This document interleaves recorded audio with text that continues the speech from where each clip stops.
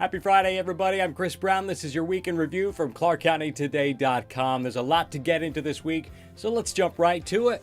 Well, the story everyone was buzzing about this week was reporter Eric Schwartz's epic misadventure on Mount St. Helens. Today, of course, marks the 38th anniversary of the deadly 1980 eruption.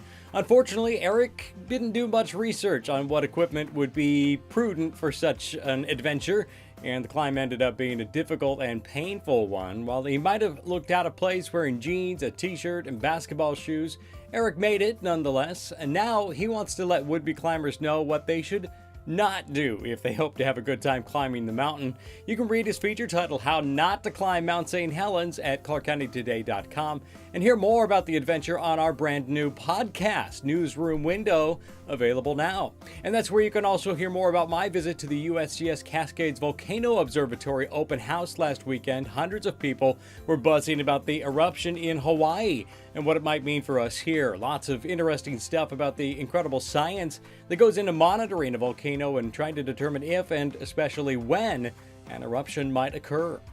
And be sure to catch Michael McCormick's touching piece about one battleground family who spent Mother's Day in a nursing home after Delina Perry was diagnosed with Guillain-Barré syndrome, a rare nerve disease that left her paralyzed from the neck down. Since January, Perry has had to relearn how to speak, walk, and use her hands. In a story in the video at ClarkCountyToday.com, you'll hear the Perry family talk about the overwhelming support that they've received from the community and how the struggle with this disease has actually brought them closer together and even helped mend a broken marriage. Earlier this week, ODOT and its consultants narrowed their options when it comes to eventual tolls on Portland's area interstates.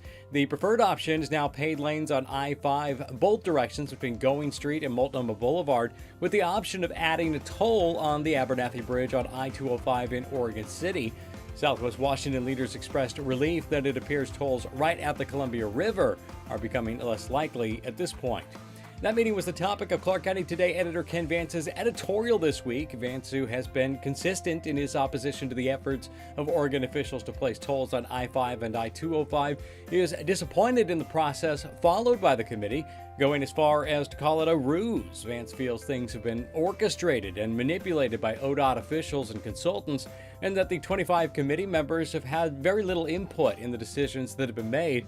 Vance holds out hope that the process requiring federal approval for Oregon's upcoming proposal will be more effective in representing the potential impact on Clark County residents.